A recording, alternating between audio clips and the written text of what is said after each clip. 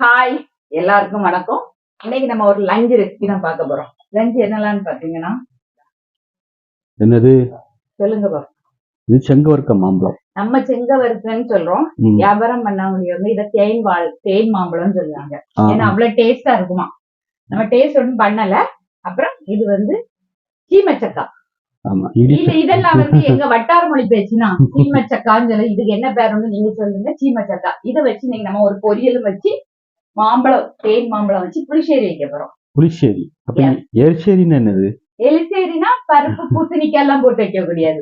எலிசேரி புளிச்சேரி எல்லாமே ஒரு இனிப்பான ஐட்டங்கள். மோர் குழம்பு புளிச்சேரிக்கும் மோர் குழம்பே ஆப்போசிட் டைரக்ஷன். ஆனா ஆட் பண்ணக்கூடிய ஐட்டங்கள்லாம் ஒண்ணு. ஆனா அது வந்து காயில பண்ணுவோம். புளிச்சேரிங்கிறது என்ன காயில மாம்பழத்துல வைக்கலாம். ஆனா அது இலைச்ச டேஸ்ட்ல வரும். இலைச்ச டேஸ்ட் அதான் வட்டார மொழி பேச்சு. இலைச்சுனா ஒரு மாதிரி இனிவு இல்லாம. நீங்க புளிச்சேரி தானே வைக்க? புளிச்சேரி தான் வைக்க. மாம்பழத்துல வைக்க விடாது. புளிச்சேரினா மாம்பழ புளிச்சேரி வேற, காய் போட்டு வைக்கக்கூடிய மோர் குழம்பு. நீங்க மோர் குழம்புல கேட்டீங்க.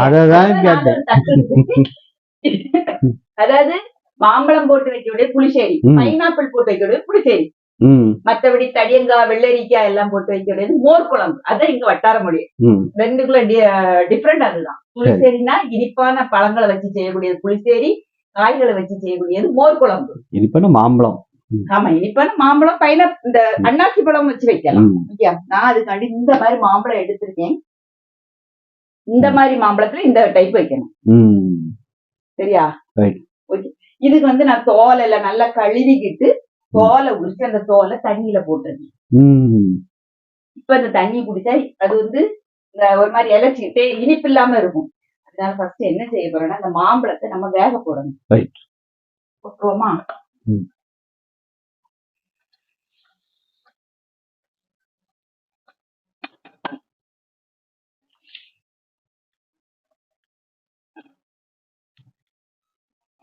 போட்டாச்சு.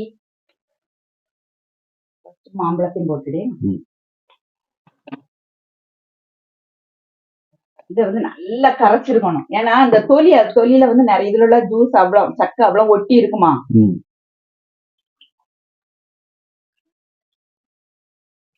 இந்த மாதிரி இது நம்ம ஊர்ல என்ன மாம்பழம் சொன்னீங்க? செங்கவர்க்கம். எங்க ஊர்ல இதுக்கு பேரு செங்கவர்க்கம்.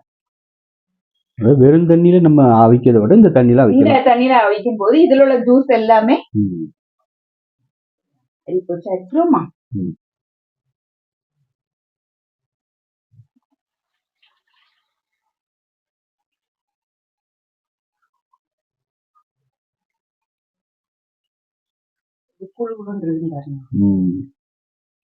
ஒரு தடவை நம்ம வந்து நல்லா அரிச்சு உடனே தவிர சும்மா வந்து இது பண்ண விடாது. ஏன்னா சில தோல்ல இருக்கக்கூடிய கசப்புகளும் வந்துடக்கூடாது. ஆனா மாம்பழத்தை ஃபர்ஸ்ட் நல்லா கழுவிட்டு வேணும் நம்ம வந்து தோல் எடுக்கணும். சரியா? பிளேன்ல வைப்போம்.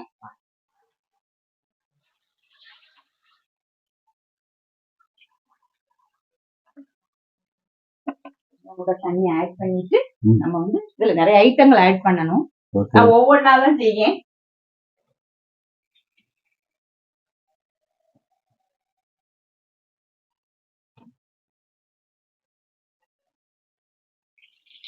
தண்ணி நிறையவே ஊத்திட்டேன். இதுக்கு கூட மாம்பழம் இனிப்பா இருக்குமான்னு கேட்டா 3/4 பங்கு இனிப்பா இருக்கும். சரி, அதனால நம்ம இது கூட கொஞ்சம் வந்து நாட்டு சர்க்கரையோ ஆட் பண்ணலாம். அது வந்து ஒவ்வொரு வீட்லயும் ஒவ்வொருத்தங்களுக்கு இனிப்பை பொறுத்து. இல்ல எனக்கு இனிப்பு வேண்டாம்னு சொல்ல அப்படின்னா சேர்க்க வேண்டாம். ஆனா நான் வந்து இனிப்பு சேர்க்க போறேன். சிலவங்க மாம்பழத்தை அரைச்சி அதுல ஊத்துவாங்க. நம்ம அதுக்கு பதிலா இன்னைக்கு வந்து நான் நாட்டு சர்க்கரை இருக்கலாம் 1/2 ஸ்பூன் போல சேர்த்து நல்ல இது கூட 2 பச்சை மிளகு இல்லைன்னா வத்தல் எதுனாலும் நம்ம ஆட் பண்ணிக்கிடலாம். முழுசாவே போட்டுரும். கருவேப்பிலை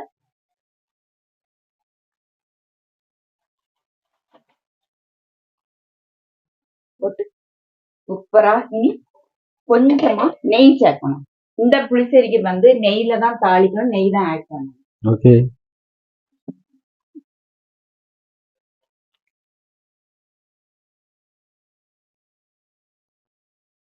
கொஞ்சமா போட்டிருக்கேன்.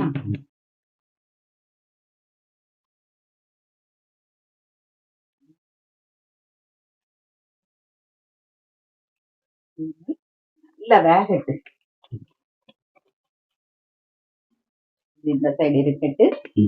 அதே மாதிரி கீமா சக்கான்னு சொன்னல, ஆமா, அத வந்து இன்னைக்கு ஒரு சூப்பரான ஒரு சிக்கன் ஃப்ரை எல்லாம் வைப்போம்ல, ஆமா, அந்த டைப்ல டேஸ்ட் அப்படி இருக்குமான்னு கேட்டா அதே மாதிரிதான் இருக்கும். அதுக்காண்டி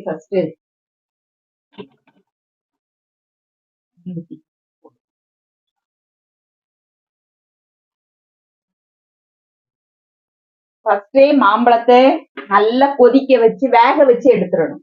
ஏன்னா அடுத்தால நம்ம அரப்பு சேர்த்துட்டு வேக வைக்க போறது இல்ல.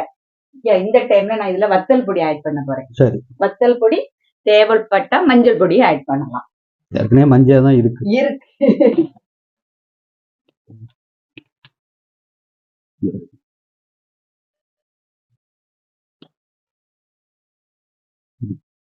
வத்தல் பொடி போட்டுருவோமா?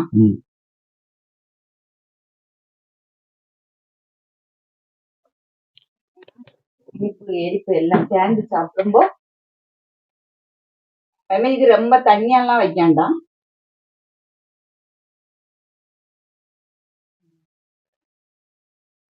மாம்பழத்தை மட்டும் ஒரு 5 நிமிஷத்துக்கு ஒருக்கா நம்ம இப்படி மாத்தி விட்டுட்டே இருந்தோம்னா இனி அடுத்தால இதுல உப்பு ஆட் பண்ணணும்.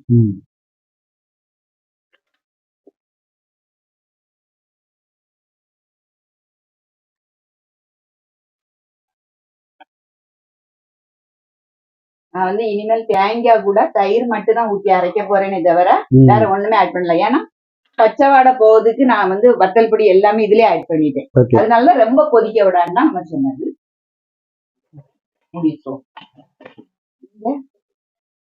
சீமச்சக்கம் உப்பு போட்டுதான் வேக வைக்கணும். நான் வந்து சின்ன சின்ன கியூபா தான் கட் பண்ணிருக்கேன். இப்படியே போட்டு பொரியல் வைக்கலாம். நான் லைட்டா ஒரு தள்ளி வைப்பேன்.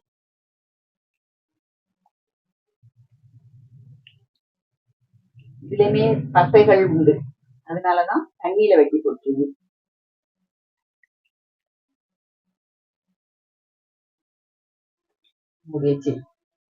ஒரு 3/4 பங்கு வேக வை விடணும்னா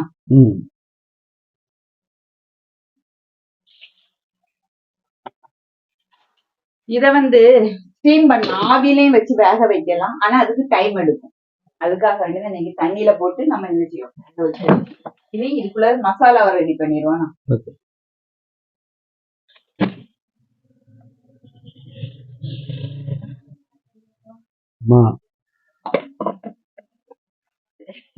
தேங்காய் இதுக்கு குறவாதான் எடுக்கணும். நான் தேங்காய் எடுத்திருக்கேன். இது வந்து பல்லு பல்லா இருக்கிறதுனால நான் பொடிச்சு எடுத்துட்டு குறவாதான் கூடி போனா இந்த ஸ்பூனுக்கு நம்ம 1 ஸ்பூன் அளவுதான் நம்ம எடுத்திருக்கோம். ரொம்ப எடுக்காண்டாம். அதே மாதிரி தண்ணி ஊத்தின அரைக்கல தயிர், புளிக்காத தயிர் சேர்த்துக்கிடலாம்.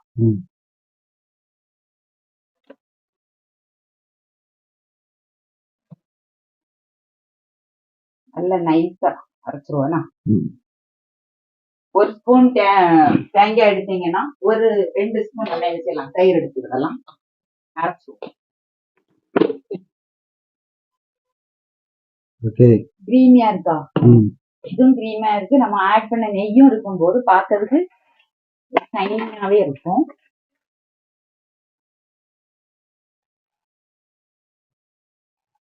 கொஞ்சம் தண்ணி எல்லாம் வத்தட்டு, சரியா? அதுக்கப்புறம் நம்ம இதை ஆட் பண்ணலாம். ஒரு 10 நிமிஷம் கிடக்குதுன்னா வெந்துட்டு இது வெந்தாதான் நமக்கு வந்து இது ஆட் பண்ணும்போது அதுல உள்ள தேங்காய் தயிரெல்லாம் உள்ள இறங்கும் போது இனிப்பு புளிப்பு அவ்வளவு சுவைகளோட இது இருக்கும். அதனாலதான், சரியா? கழிச்சு பாப்போமா? தண்ணி எல்லாம் நல்லா கொஞ்சம் வத்தி இருக்கா? கொஞ்சம் இல்ல, ஒரு 1/2 பங்கு வத்தியாச்சு. வச்சுட்டு ஊத்திடுவோமா?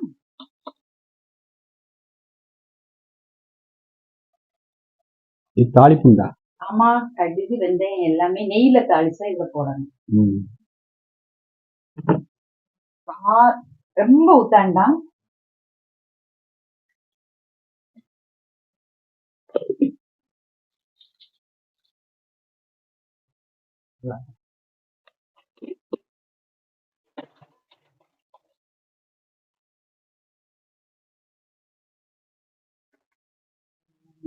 சிம்ல தான் வச்சிருக்கேன்.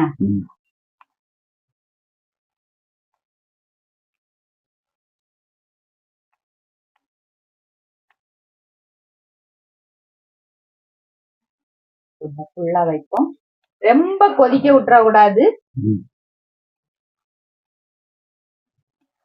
தயிர் ஊத்தினோன்னு வேற ஒரு ஸ்மெல் வருது. ஆமா, இனிப்பு புளிப்பு நான் சொன்னல, இனிப்பு புளிப்பு எரிப்பு எல்லாமே இதுல மிக்ஸ் ஆயிருக்குமா, மிக்ஸ் பண்ணி விட்டுட்டே இருக்கணும். ஏன்னா தயிர் ஊத்தி இருக்கனால ரொம்ப கொதிக்க விட்டுனா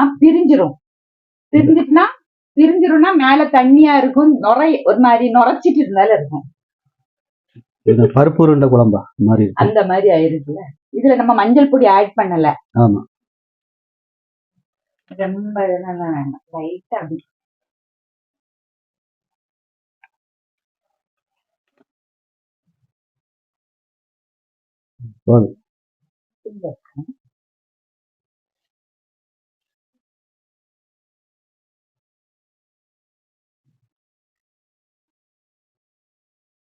அடிப்பொலியா இருக்கு. நல்ல டேஸ்டா இருக்கு. ஆமா,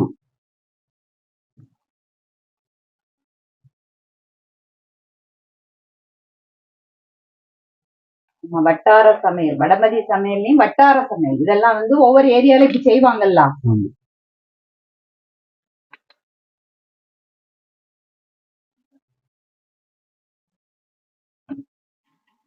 ஏன்னா சூடு ஆறினோன்னா கொஞ்சம் கூட கட்டி ஆயிரும்.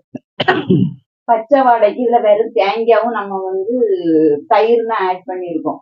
பெரிய அளவுல வேற எதுவுமே ஆட் பண்ணல. அதனால ரொம்ப பச்சை வாடை அடிக்காது. அதனால ரொம்ப கொதிக்க விடாண்டா, அப்படி மிக்ஸ் பண்ணி விட்டுருவோம். நல்ல குழிவான பெண்டான பாத்திரமா இருந்தா இதுல நான் வந்து மஞ்சள் பொடி ஆட் பண்ணல, வத்தல் பொடி மட்டும். ஏன்னா நம்ம மாம்பழம் ஆரஞ்சு கலர்ல இருந்ததுனால எப்படி நீ தாளிச்சிருவோமா, இறக்கி வைப்போம்.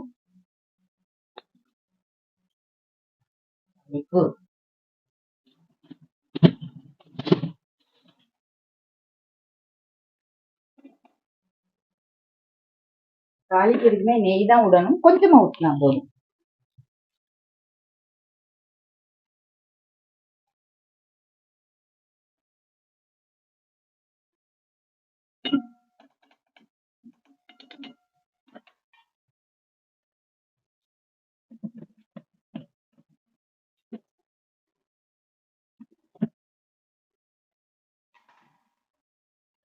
மிளகு போடணும், வத்தல் போடணும். மிளகு இல்ல, வத்தல் போட்டு தாளிக்கணும்.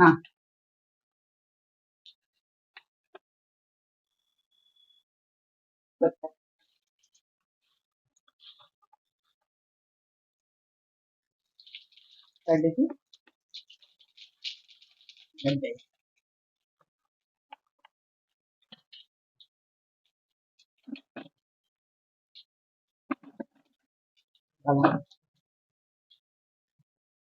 வெந்தயம் நல்லா கருக வறுத்துற கூடாது, கசக்க ஆரம்பிச்சிடும்.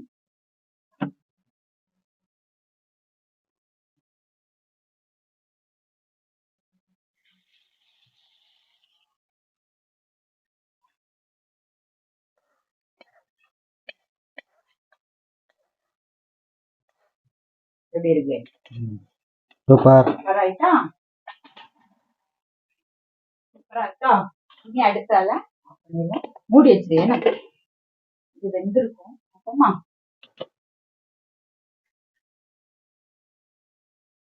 ப்ரெஸ் பண்ணா அவ்வளவுதான், ஆஃப் பண்ணிக்கலாமா? ஆஃப் பண்ணிட்டு ஒரு 5 நிமிஷம் இப்படி இருக்கட்டு. அதுக்கப்புறம் அரிப்பில அரிச்சிட்டு நம்ம என்ன செய்யணுங்கிறத பாருங்க. உப்பு நல்லா இறங்கிருக்கா? அழகா இருக்கு. ஏன்னா இந்த காயில கண்டிப்பா அவிக்கணும்.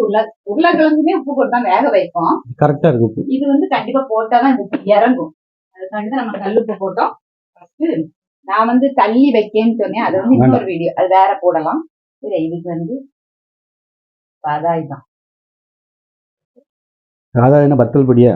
ஆமா, எப்பவுமே வத்தல் பொடியும் மிளகு பொடியும் தான் போட்டிருக்கேன். சரி, வத்தல் பொடியும் மஞ்சள் பொடியும் காலையில வீடியோ போடாதனால ரொம்ப கன்ஃபியூஸ் ஆகுது. இது கூட நீங்க இஞ்சி பூண்டு பேஸ்ட் ஆட் பண்ணாலும் ஆட் பண்ணி விடலாம்.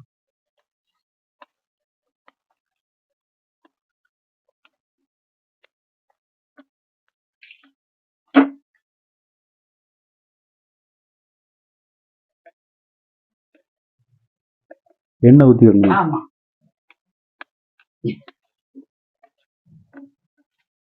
இப்படியெல்லாம் நம்ம மிக்ஸ் பண்ணி வச்சுட்டு சாப்பிடும் போது கூட நம்ம லைட்டா கடுகு உளுந்தம்பருப்பு தாளிச்சு போட்டு எடுத்து சாப்பிட்டுடலாம். ஏன்னா இந்த காயில உப்பு எரிப்பெல்லாம் இறங்குறது கொஞ்சம் டைம் ஆகும். அதனாலதான் நம்ம ஃபர்ஸ்டே ரெடி பண்ணி வைக்கணும். இதுக்கு தேங்காய் எண்ணெய் ஊற்றுவோம்னா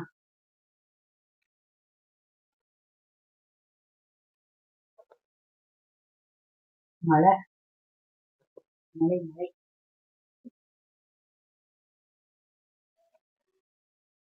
ஆயிட்டு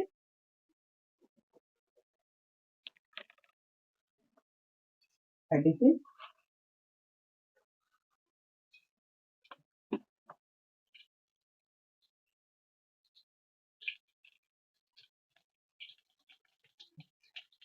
வச்சுக்கேன்.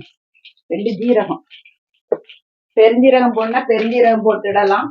நம்ம இன்னைக்கு சின்ன ஜீரகம் தான் போட்டிருக்கோம். கூட கண்டிப்பாக போடக்கூடியது உளுந்தம்பருப்பு போட்டாச்சா. இனி கருவேப்பிலை போடணும்.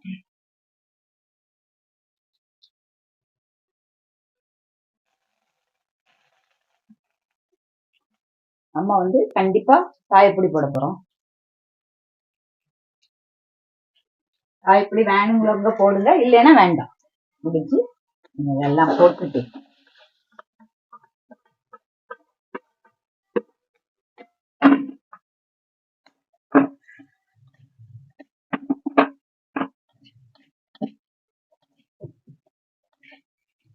இப்படி நம்ம இது பண்ணும்போது என்னன்னா ஒன்னோட ஒண்ணு ஒட்டாது. ஓகே,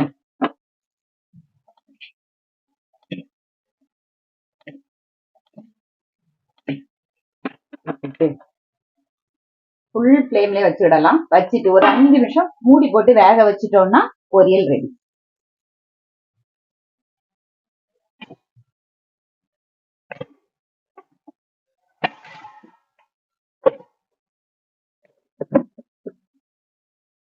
நீங்க 10 மினிட்ஸ் பிஸியா இருந்தால சூப்பரா பொரியல் ரெடி ஆயிட்டு பாருங்க. எப்படி இருக்கு?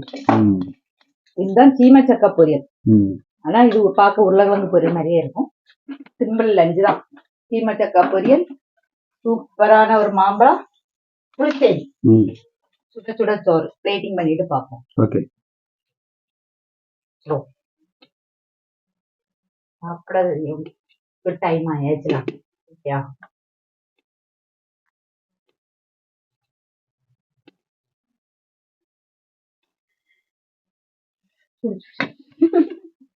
பாருங்க, இது தண்ணியாவே இருக்காது.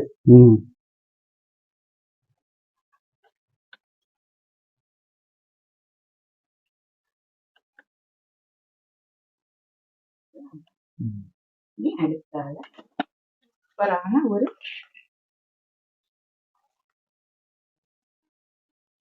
இந்த 2 வீடியோமா, இது ஃபுல் வீடியோவா வரும், ஷார்ட்ஸா வரும். என்னென்ன இன்கிரிடியன்ட் ஆட் பண்ணியிருக்கேன்னு தெரியும்னா கமெண்ட் பண்ணுங்க. நம்ம லிங்க் வைக்கலாம். எப்படி இருக்கு? ஒரு சிம்பிளான டேஸ்டான சூப்பரான லஞ்ச். ட்ரை பண்ணி பாருங்க. ஓகே, ட்ரை பண்ணி பார்த்துட்டு உங்க ஃபீட்பேக் கமெண்ட் பாக்ஸ்ல சொல்லுங்க. ரெகுலரா வீடியோ போட ட்ரை பண்ணி கண்டிப்பா வரவும் செய்யும். ஓகே, பாய்.